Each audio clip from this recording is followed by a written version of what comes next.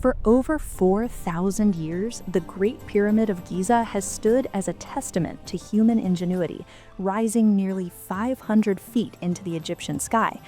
Built during the reign of Pharaoh Khufu around 2560 BCE, this colossal structure contains approximately 2,300,000 limestone blocks, each weighing between 2 and 15 tons. The question that has captivated historians, archaeologists, and engineers for centuries is deceptively simple. How did the ancient Egyptians accomplish this extraordinary feat without modern machinery? The answer lies not in lost technologies or mysterious powers, but in something far more remarkable: human organization, innovation, and an intimate understanding of physics. Recent archaeological discoveries have revealed that the pyramids were not built by slaves, as Hollywood might suggest, but by a massive workforce of skilled laborers and seasonal workers, perhaps numbering 20,000 to 30,000 people at the project's peak. These workers were paid in food, beer, and housing, with records showing they received medical care and were even given days off. The workforce was divided into highly specialized teams, each responsible for specific tasks, from quarrying and transporting stones to precision cutting and placement. The journey of each stone block began in the limestone quarries of Tura and Giza itself. Workers used copper tools and wooden wedges to extract the blocks from the bedrock. They would chisel channels around a block, then drive wooden wedges into the channels and soak them with water. As the wood expanded, it would crack the stone free from the quarry face.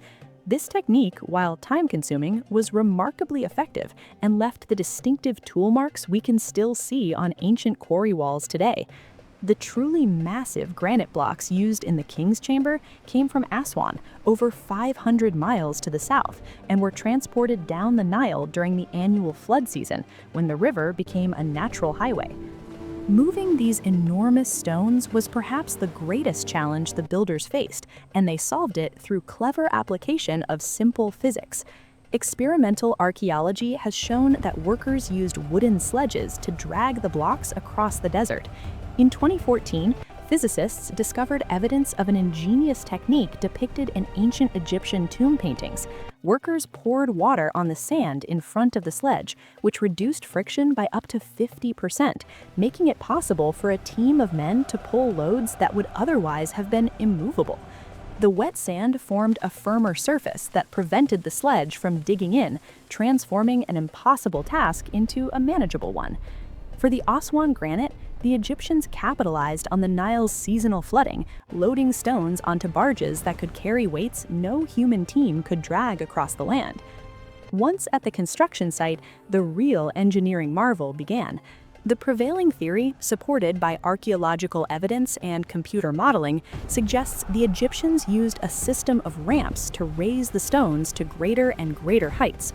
These weren't simple straight ramps, which would have required impossibly long approaches as the pyramid grew taller. Instead, evidence points to a combination of methods: external ramps that spiraled around the pyramid's sides, internal ramps within the structure itself, and possibly a series of smaller ramps that were reconfigured as each level was completed. Recent discoveries using cosmic ray imaging have revealed a large void inside the Great Pyramid, lending support to the theory of internal ramps. Workers would have used levers, rockers, and carefully placed fulcrums to nudge each block into its precise position, sometimes adjusting placement by mere millimeters. The precision of the pyramid's construction is extraordinary by any standard.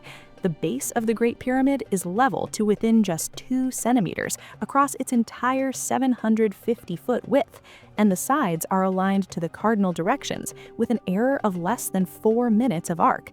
The Egyptians achieved this without compasses or modern surveying equipment, instead using the stars for alignment and water-filled trenches to ensure level foundations. They created right angles using a simple rope divided into 12 equal segments, which, when formed into a triangle with sides of 3, 4, and 5 units, produces a perfect 90-degree corner. This is the Pythagorean theorem in practical action, used more than 1,000 years before Pythagoras was born. The outer casing stones of the pyramid, most of which have been removed over the centuries for use in other buildings, were cut with such precision that a knife blade cannot fit between many of them even today.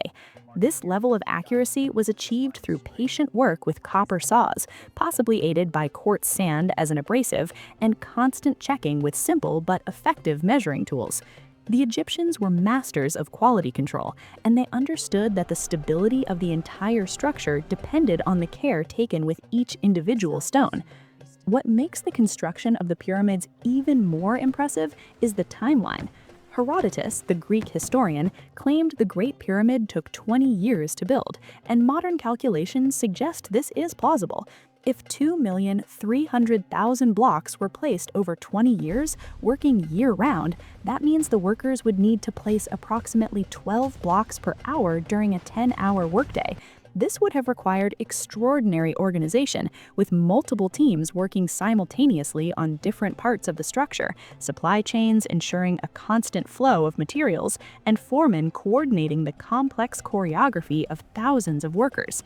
These monuments stand today not as evidence of supernatural assistance or lost ancient technologies, but as monuments to what human beings can achieve through collective effort, practical intelligence, and determined labor. The ancient Egyptians transformed basic tools and simple machines into instruments of precision engineering. They turned their understanding of mathematics, astronomy, and physics into practical solutions for seemingly impossible problems. Most importantly, they demonstrated the power of organization, training a workforce in specialized skills, and coordinating their efforts on an unprecedented scale. When we stand before the Great Pyramid today, we're not just looking at piles of stone. We're witnessing the culmination of human ambition, the triumph of careful planning over brute force, and the legacy of thousands of individuals whose names are lost to history, but whose achievement endures. The pyramids were built without machines, but they were built with something more powerful: the limitless capacity of human ingenuity when knowledge, labor, and vision align towards a common purpose. That is the true mystery and the true miracle of the pyramids.